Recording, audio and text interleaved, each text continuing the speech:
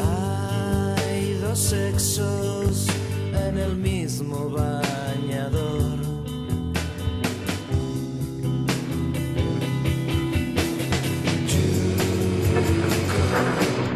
When I'm going where the water tastes like wine, I'm going where the water tastes like wine.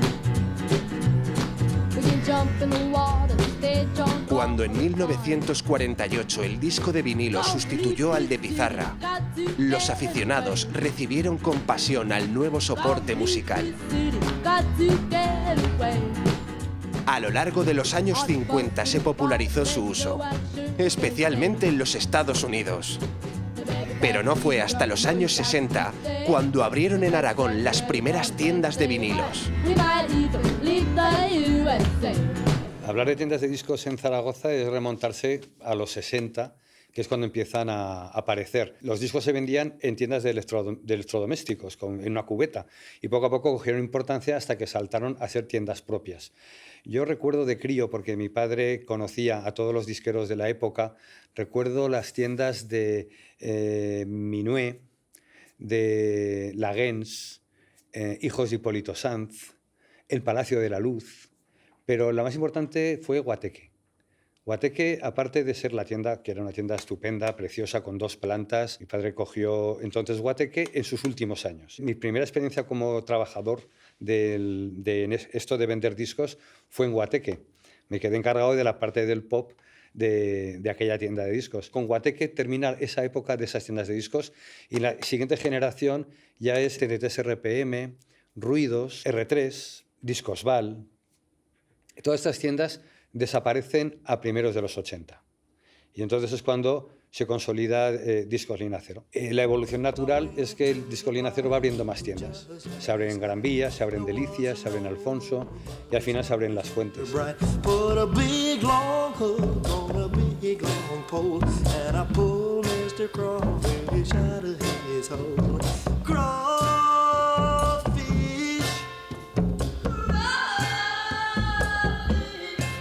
Una faceta que tienen las tiendas de discos, o por lo menos la que nosotros recogimos como parte de nuestra esencia, era la de las producciones discográficas.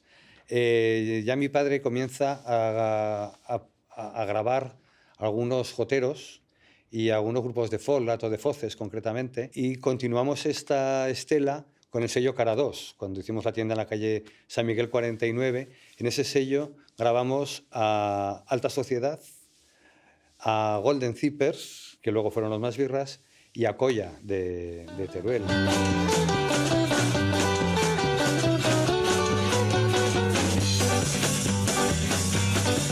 Quiero a mi chica de Tennessee, quiero a mi chica de Tennessee. Hasta que nos encontramos con Miguel y con Inma, los dueños de Interferencias, y juntos montamos con Grabaciones Interferencias. Ahí es donde grabamos a Más Birras, Ferrobós, Yolandis Fans, Proscritos, Taco. Ahora voy a pegar fuego a esta maldita ciudad. Cuando yo me canto mis botas, no necesito a nadie más. Y me convertiré en un animal. Y de alguna manera también dejamos paso a las siguientes generaciones de esa tradición, de una tienda de discos salir un sello discográfico, ¿no? Dejamos el testigo a Plastic Land, donde Pedro Vizcaíno y Sergio Algora pues fundaron Grabaciones en el Mar. En 1992 monté una tienda de discos con mi amigo Sergio Algora. Estábamos en la calle Bretón, en Zaragoza, en un pasaje que había ahí sin salida, ¿no? Un sitio muy comercial.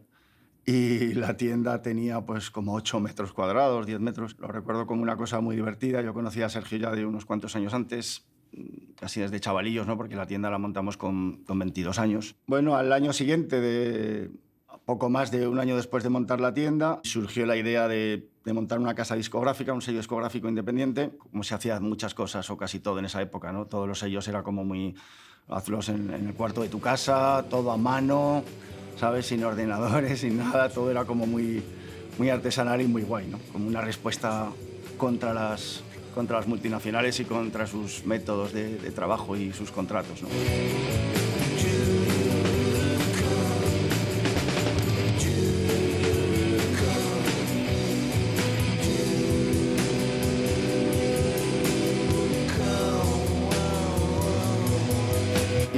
llamamos Grabaciones en el Mar. Digo la llamamos porque el nombre era obra de Sergio, era siempre estábamos de coña, pues era un poco una coña a la serie Vacaciones en el Mar, ¿no? Que tanta gracia nos hacía. Sergio es que era un tío especial, un torrente de imaginación. Desde luego yo la discográfica y todos los años que estuve, se podría decir, viviendo exclusivamente de ese trabajo, en gran parte se lo debo a él, ¿no? Por muchas de sus ideas y evidentemente también de sus canciones. Si pudiera elegir, saldría de la bolsa del canguro. Si tuviera que elegir, me quitaría la piel para estar desnudo. Hablar de Sergio Algora es un poco hablar de nuestros mejores momentos de juventud, ¿no? Yo en realidad conocí primero los poemas de Sergio que a él, porque en el instituto, que es donde coincidimos, donde nos conocimos, había una pequeña revista que editábamos los alumnos y él pues publicaba sus primeros poemas allí, ¿no? Y yo enseguida me di cuenta de que allí había unos poemas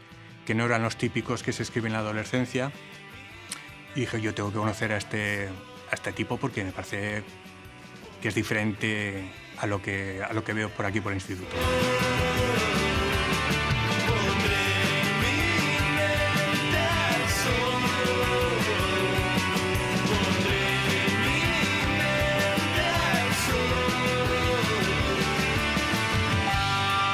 Como vivíamos cerca el uno del otro, vivíamos en el mismo barrio, en Las Delicias, pues muchas veces quedábamos en su casa y nos pasábamos discos, libros. Él me descubrió un montón de discos que yo no conocía, de grupos. Jesus and Mary Chain, Psicodelia, él conocía muchísimo de los años 60. Muchas veces quedábamos en su casa y si él veía que a mí me gustaba tal disco o tal libro, me decía, va, quédatelo tú, que veo que te gusta mucho, ¿no? Él era un tipo muy generoso, ¿no? Ya en el instituto era un tipo peculiar y diría que popular, ¿no? Porque en el instituto siempre ocurre que para ser popular necesitas un par de cosas, ¿no? O juegas muy bien al fútbol o tienes un grupo de música.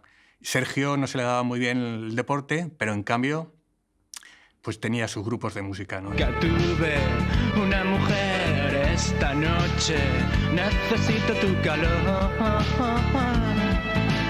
Bajo tu falda me esconderé. Y recuerdo que, bueno, en una de estas conversaciones yo le dije que seguramente yo había tocado en la sala Metro antes que él, ¿no? Y él se quedó extrañado como diciendo, pero ¿tú qué tocas? ¿Tú tocas el bajo? ¿Tocas la guitarra? Le dije, no, yo he tocado en la sala Metro, he tocado la bandurria, y he tocado la bandurria en la sala Metro tocando a Mozart y a Boccherini. Y yo creo que por eso, unos meses después, me dijo, pues mira, no sé si será verdad lo que dices que tocas la bandurria, pero vas a tocar dos temas con nosotros en el primer disco del Niño Gusano, ¿no? Que fueron La Mujer Portuguesa y Navarra, ¿no? La mujer portuguesa y su bigote de gato hacen cosquillas a un mono que viste trajes muy caros. Un telescopio pone en su cabeza rosca pone para ver lo que no hay que ver, para ver lo que nadie vio. Bueno, yo conocí a Sergio Algora a través de Olifante y entonces, bueno, pues me llegó un original de un joven que ya había publicado algo que se llamaba Sergio Algora. Entonces el libro se llamaba Paulus e Irene. Era como una especie de ópera, por decirlo así, digamos con lugares oscuros. Generó algún problema en Ibercaja porque de repente alguien leyó aquello y dice, oye, pero nosotros estamos financiando esto.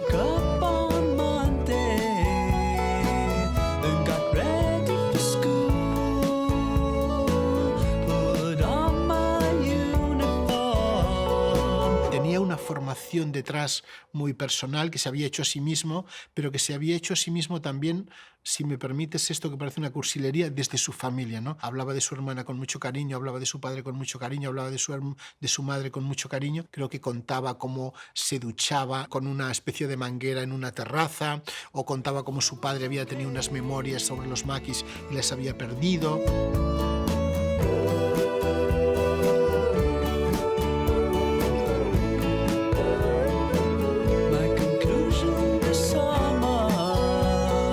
Y luego luego él tenía una personalidad muy, muy arrolladora, ¿no? Era un líder, en realidad. Tenía magnetismo. Tenía un humor muy, muy especial, ¿no? Muy aragonés, pero a la vez con mucha imaginación, con una imaginación desbordante, con una manera de ver el mundo muy optimista, muy hedonista. Él sabía vivir, ¿no? Sabía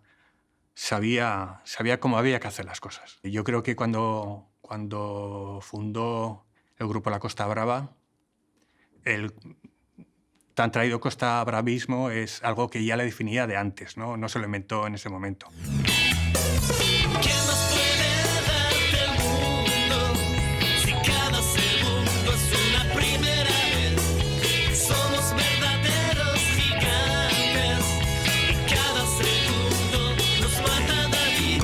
El Baccarat era un sitio donde nos juntábamos los que pululábamos por la noche y teníamos unos gustos parecidos en cuanto a música y forma de ver la vida. Y bueno, he pasado noches allí estupendas con Sergio y con Enrique Moreno, hablando entre canción y canción y poniendo banda sonora a los mejores momentos de los sábados, de los viernes o de los jueves o incluso de los miércoles, ¿no? Cuando se terciara.